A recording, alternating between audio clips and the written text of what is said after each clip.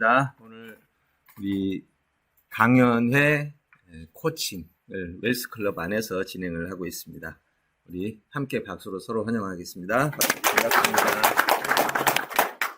이게 이제 구글에서 공개한 내용입니다. 자, 제가 웹캠으로 한번 해보겠습니다.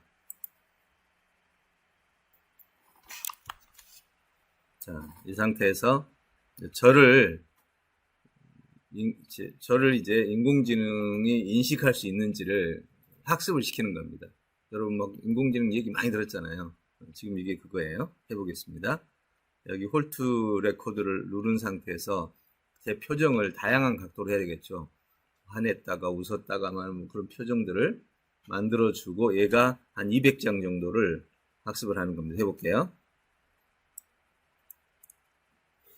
제 모양을 다양하게 해서 내 모습을 얘가 어느 각도에서든 다, 그죠?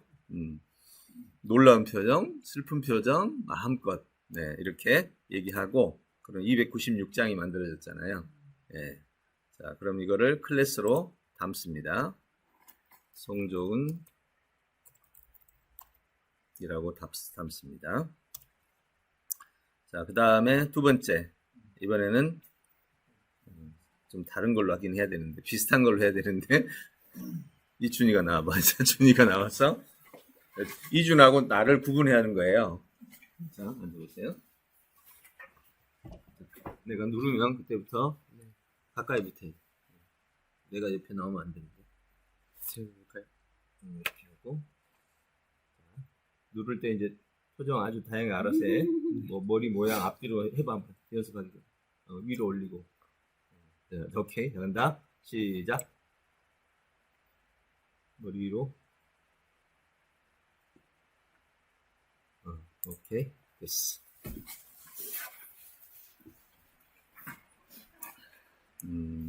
트레이닝 모델. 그래서, 그럼 얘가 데이터를 지금 분석을 합니다. 이제 구글에서 데이터 분석에 있는 소스는 내부에 줬겠지만, 분석을 하고, 그 다음에 분석된 결과를 가지고 이제, 실제로 테스트를 할 수 있습니다. 여기다가 이제 여러분이 놓고 싶은 데이터를, 지금 이거 그냥 이용 가능합니다. 예. 여러분들이 문서를 갖다가 집어넣어 놓고, 수백 장을 집어넣어 놓고, 그 다음에 사물을 넣고, 네, 이 모든 과정이 다 이루어지는 거죠. 자, 그 다음에 이제,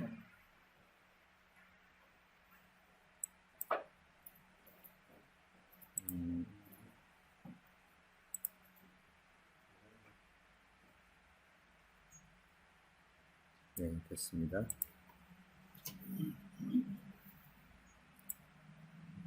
그리고 이제 나왔죠? 이제 제가, 이렇게 되면, 여기 보세요. 제가 나오니까 송조은, 자, 이라고 이제.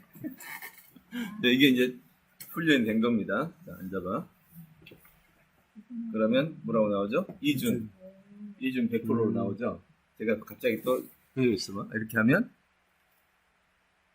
뭐야, 이렇게. 잠깐만. 네, 송조은으로 바뀌죠? 네. 밑에 송조은이, 이준 다시 바뀌면, 이준 인식하고. 네. 같이 있으면 어디 이준으로 네, 되시죠? 그러면 이제 여러분들이 뭐든지 이 시스템에다 집어넣게 되면, 예, 이제 이런 걸 학습시킨다고 그래요. 이런 거를. 진짜 여러분이 인공지능을 지금 한번 활용해 보는 겁니다.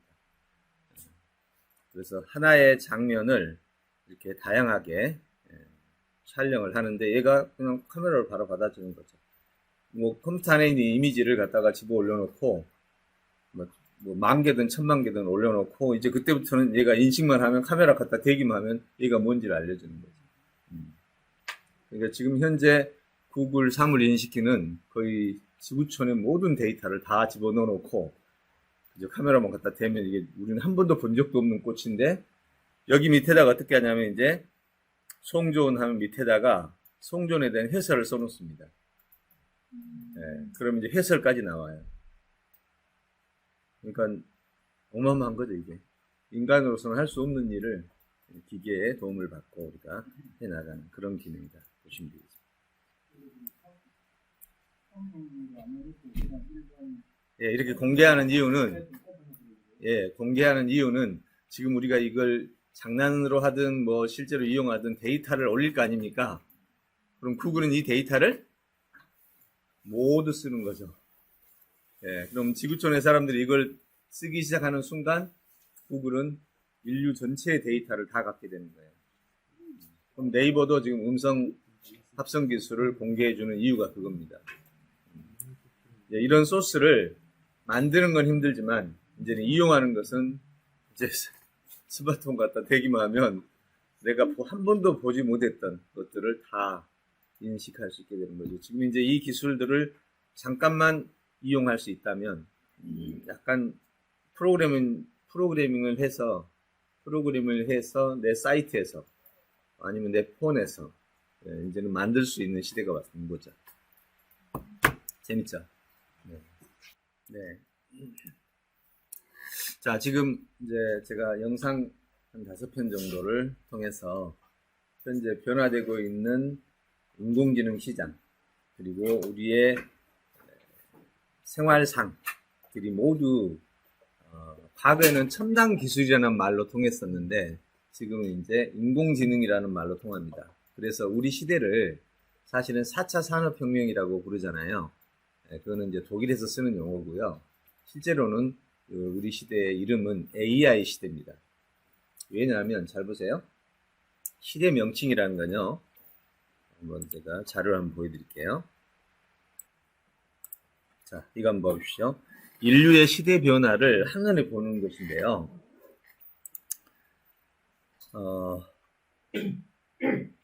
BC 7만 년 전부터 시작하고 3000년 15세기 1950년 이게 중요한 어떤 이슈가 있었던 때입니다. 그 때를 잠깐 보면 이게 원시 시대라고 그래요. 근데 물론 이 이전까지도 원시 시대죠. 인류의 지금 뼈가 발견되는 게 100만 년 막 이전에도 발견이 돼요. 뭐 인간과 똑같은 게 아니라 호모사피엔스 이전의 종들이죠. 근데 이제 호모사피엔스가 우리 종족이죠. 우리 종족도 이 시대부터 이제 발견됐다고 그래서 지금 우리는 이 시대를 얘기하는데 이걸 원시 시대라고 불러요. 그런데 여기하고 여기를 구분하는 단어가 있어요. 이 다음은 뭘까요? 원시라는 말이 나오면 다음 시대는 뭐예요?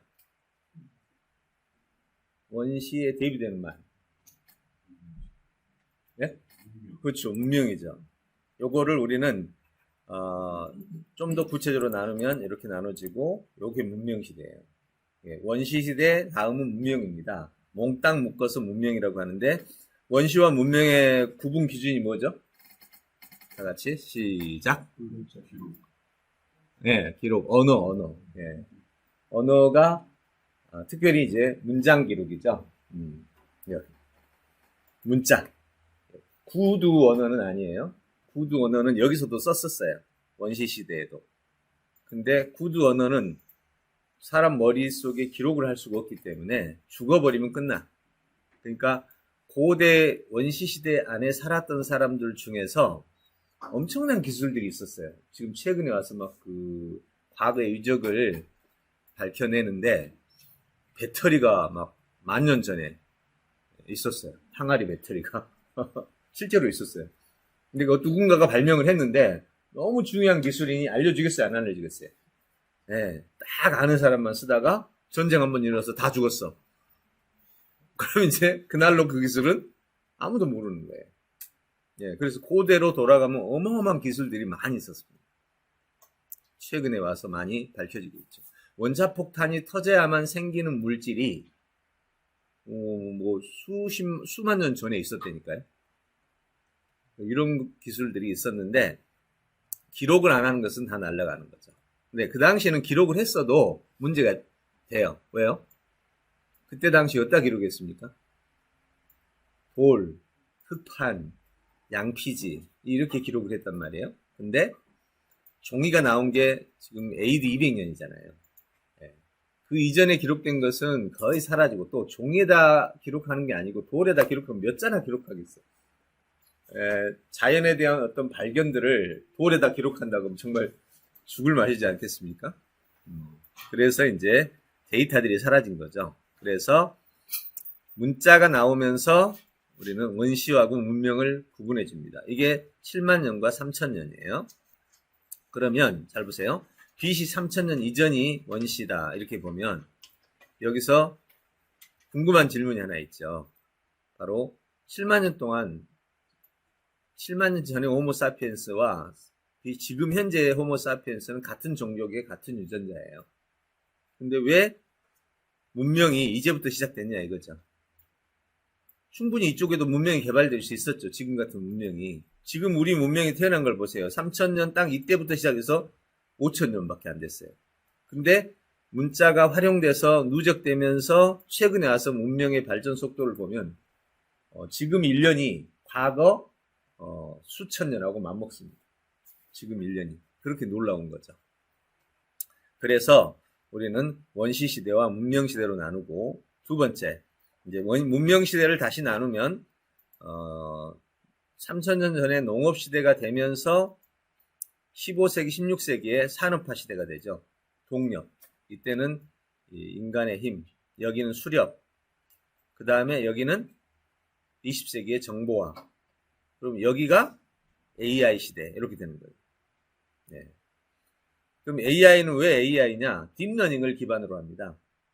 어떤 사람은 휴대폰을 기반으로 말하는 사람도 있는데 그건 아니고요. 딥러닝이 2011년에 개발이 됩니다. 물론 그 이전에도 머신러닝이다 이런 거 있었는데 이제 제대로 된 딥러닝이 나오면서 이야기가 시작된 거죠. 그리고 더 이제 놀라운 부분이 있습니다.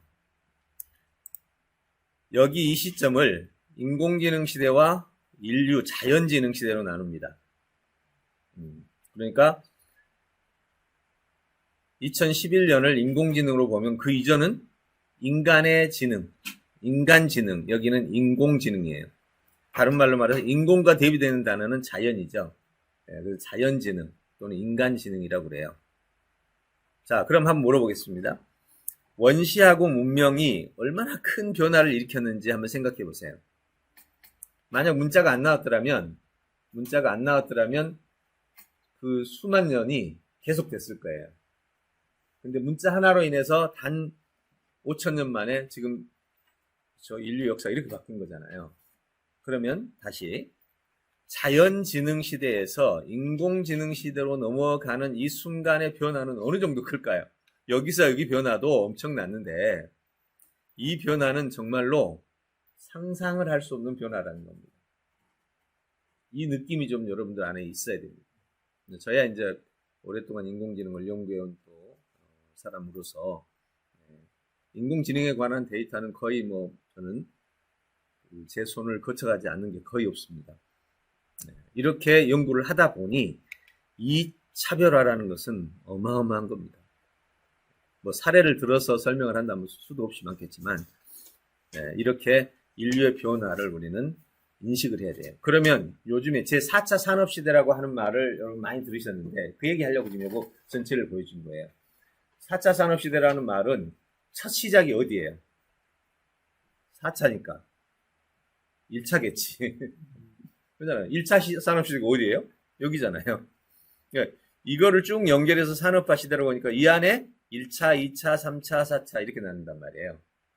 그럼 이 산업화 시대는 인류의 시대 구분으로서 맞아요, 안 맞아요? 인류 하면 여기서부터 시작되잖아요. 근데 이거는 얘부터 시작되잖아. 4차 산업혁명이라는 말은 인류의 시대 구분에 맞다, 안 맞다? 안 맞죠. 이건 이 구간에서만 사용되는 언어지 이쪽까지 포함하는 단어가 아니에요. 그래서 우리는 그동안 이랬잖아요. 수렵시대, 농업시대, 산업화시대, 정보화시대, 그 다음에 다음 시대가 뭐지? 이러고 있는 거 아니에요? 1970, 80년대에 엘빈 토플러가 뭐라고 했어요? 지금까지 시대는 산업화, 다시 말해서 공장, 기계, 그죠? 블루칼라, 이렇게 있었는데 갑자기 어느 날 보니까 컴퓨터가 나오고 화이트 칼라라는 직업이 나오고 사무실이 나오고 이러는 거예요. 이거 뭐야? 이렇게 생각하시면 돼요. 여기 남자들만 모여 있으니까, 야, 우리 남자들 모임. 이러는데 갑자기 여자가 한 명 딱 꼈네? 그럼 뭐라고 그래야 돼? 그죠? 이거 남녀를 포함해야 되잖아요. 이런 상황이라니까? 조금 전에 산업화에 대한 기준이 되는 요소가 사회를 지배하고 있었는데, 갑자기 옆에, 컴퓨터가 나오고, 사무실이 나오고, 뭐 이러니까, 이거 뭐라고 불러야지? 그럼 두 가지가 있어. 남자들은 남자로 부르고, 이쪽에 여자가 왔으니까 한 명이든 두 명이든 여자라고 불러줘야 돼. 그럼 둘을 합치면, 예, 이제 두 인간이 되겠지. 어쨌든. 예, 이렇게 구분이 되는 거예요. 4차 산업도 마찬가지예요. 1차가 뭐예요? 동력. 그렇죠? 2차가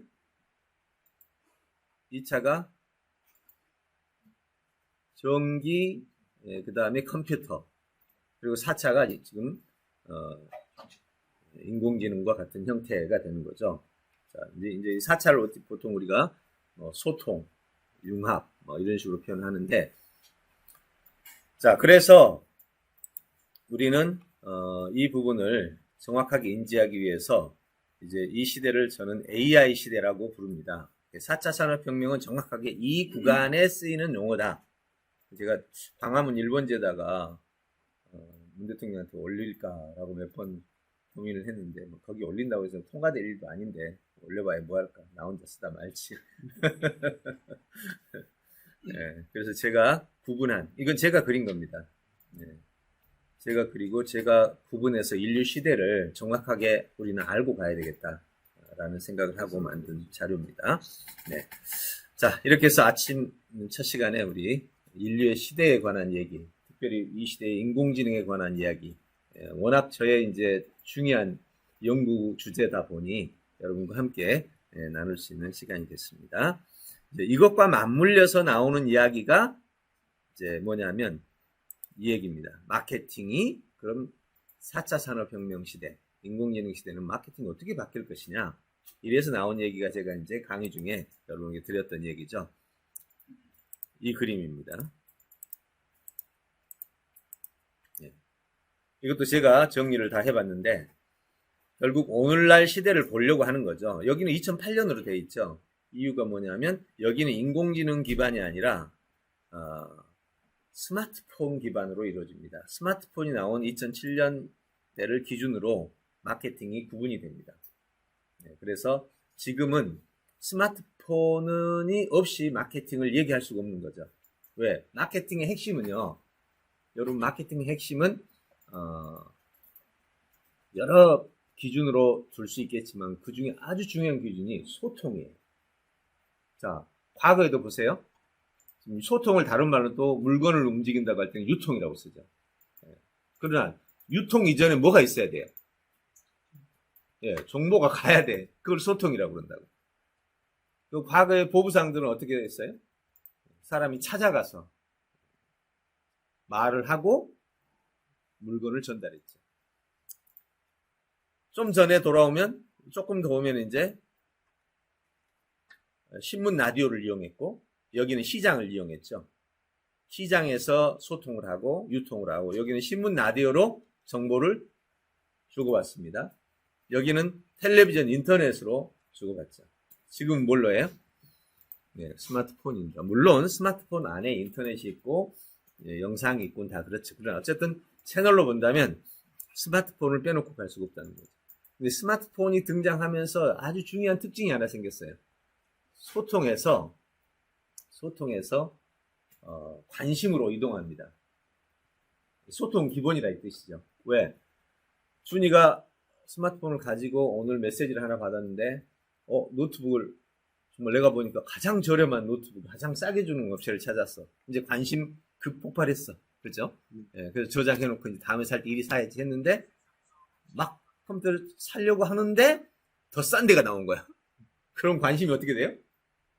이동해요. 예, 이걸 보고 관심 전환이라고 한단 말이에요.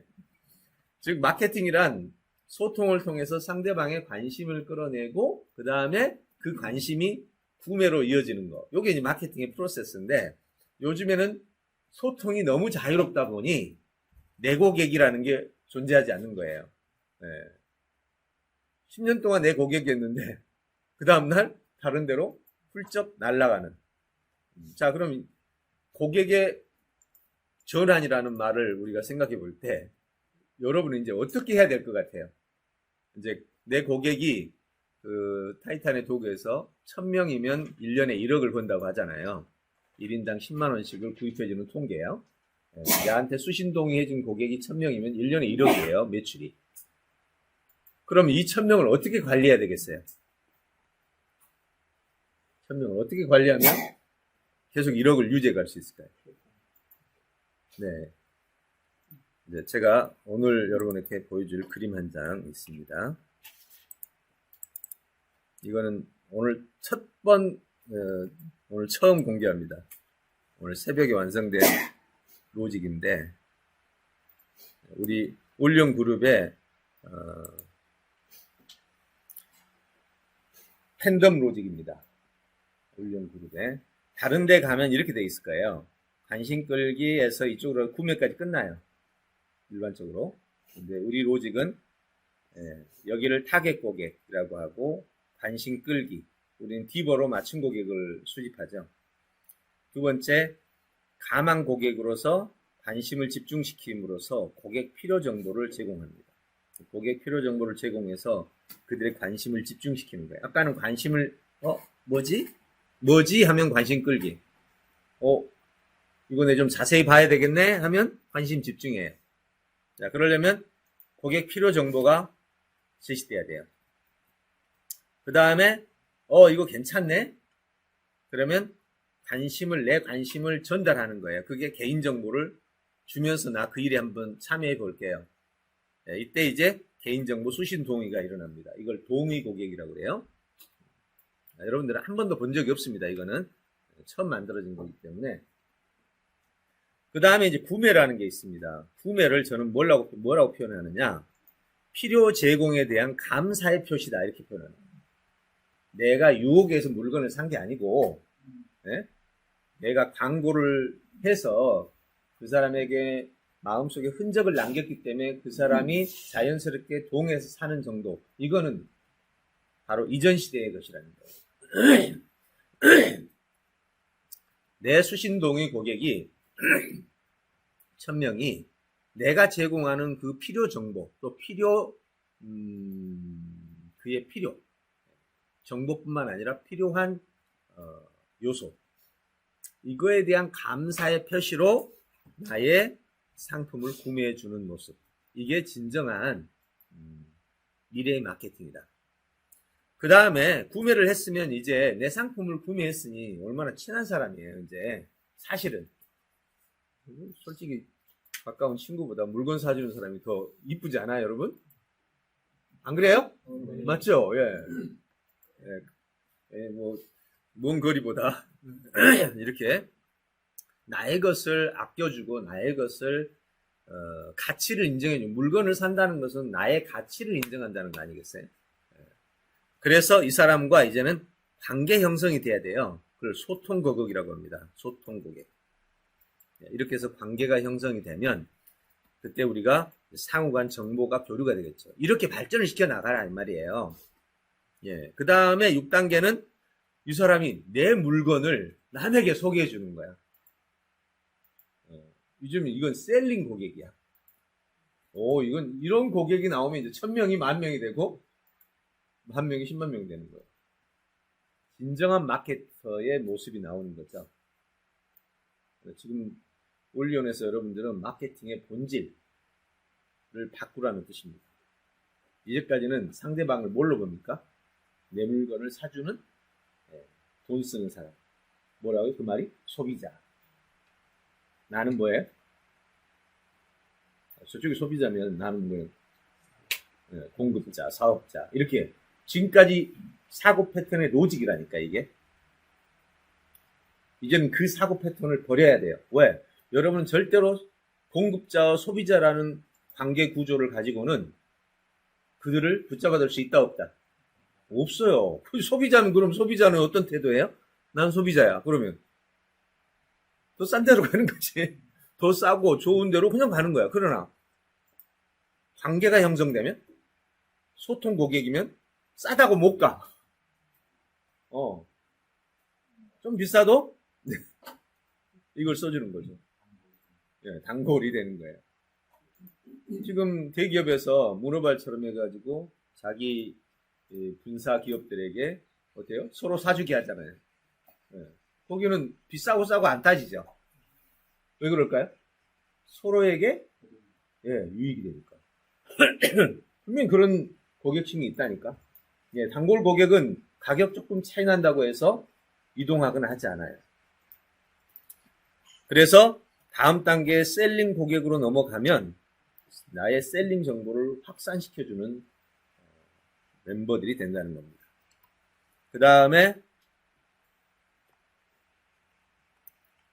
7단계 같이 안 나오네요. 7단계는 미션 고객이에요. 여기가 완성 단계입니다.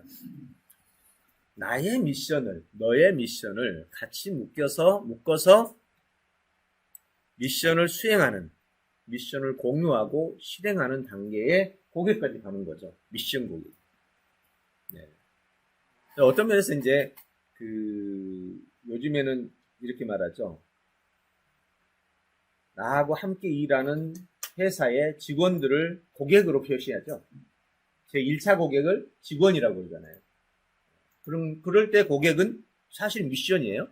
네, 우리 직원들은 거의 미션에 참여하는 거죠. 그런데 고객을 넘어서서 일반 고객인데도 불구하고 관계와 셀링을 통해서 나와 미션이 형성되는 고객. 숫자는 많지 않겠지만 그러한 고객이 있을 때야 진정한 가치가 됩니다. 그런데 그 구조에서 이 미션 활동을 하는 이 사람들의 양이 계속 많아져 가는 거예요. 자, 여기서 관심 끌기로 들어와가지고 일이 넘어와서 1명, 2명 여기도 넘어오고 거꾸로 이렇게 되는 것이 역삼각형이 아니라 역삼각형이 정삼각형으로 발생하도록 이 미션 고객이 늘어날 때 그때 이 공급자는 사실 공급자라는 말을 쓰기가 어렵죠. 이미 이들과 하나 된 하나의 커뮤니티가 되는 것이다. 이런 회사가 되는 것, 바로 여기에 인공지능 시대의 마케팅이 있다. 이것이 바로 제가 어젯밤 날 새면서 되게 힘들었어요. 이거 한 일주일간 걸리면서 이런 단어들을 찾아내는 게 되게 힘들더라고요. 여기 적절한, 지금 들어보니 여러분 무슨 말인지 알겠죠? 네. 며칠간 고민하면서 우리 올리온의 마케팅을 어떻게 구조화시킬까? 네. 내가 볼 때 이전에 있었던 마케팅은 여기까지 끝이거든요. 관심 끌고 여기에서 구매하는 이걸로 딱 여기서 끝나요. 역삼각형으로. 아마 보셨을 거예요. 그죠? 네. 근데 내가 볼 때 역삼각형 구조는 AI 시대의 대안이 아닌 거예요. 소비자와 공급자를 단순히 나누기식으로 하고 공급자는 소비자를 하나의 판매 대상으로만 보는 그런 사고방식을 갖게 하더라는 거죠. 이런 용어라는 것은 우리의 정신구조에 영향을 미치는 거 아시죠? 네. 그래서 이렇게 분석을 했습니다. 기억하시고 이제 마케팅의 격변과 이 공급자와 소비자라는 이 패턴을 버리고 우리가 이제 공급자가 아닌 커뮤니티라는 개념으로 마지막 미션형 커뮤니티라는 개념으로 가는 것이 목적지에 둘 필요가 있다. 이렇게 정리를 한번 해봤습니다. 자, 시대정보 다루면서 오늘 AI 시대가 어떤 시대인지를 잠깐 살펴봤습니다. 앞으로 우리 이제 강연의 운영자와 강사들 코칭 시간을 오전으로 잡았잖아요. 그래서 이 시간에 여러분들 첫 시간에 이런 정보들을 가지고 같이 나누면서 우리의 시대적 인지, 여러분 시대를 제대로 인지하면 그 다음에 판단이라는 게 나옵니다. 예측과 판단이 나오는데 그 예측과 판단이 곧 여러분의 미래예요. 예측이 틀리면 괴로운 인생을 삽니다. 그래서 예측을 정확하게 하기 위해서는 상황인지와 언어로 된 정보인지 이 두 가지가 맞물려서 간다는 거 기억해 주시면 되겠습니다. 네, 여기까지 정리해 봤습니다.